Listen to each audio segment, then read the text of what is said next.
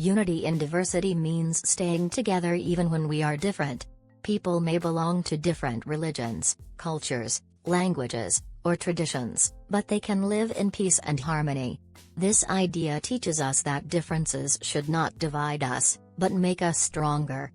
People speak many languages and celebrate different festivals. Yet, they respect each other's beliefs and live together as one nation. This shows the true meaning of unity in diversity. It is like a garden where many flowers bloom, each with its own color and beauty, but together they make the garden more beautiful. Unity in diversity helps us grow as a society. It teaches us tolerance, respect, and love for others. When people stand united, they can face any challenge and achieve success. It also makes life more interesting because we learn from each other's traditions and ideas. In conclusion, unity in diversity is a powerful message. It reminds us that though we may be different, we are all part of one human family. Living with unity makes the world peaceful and strong.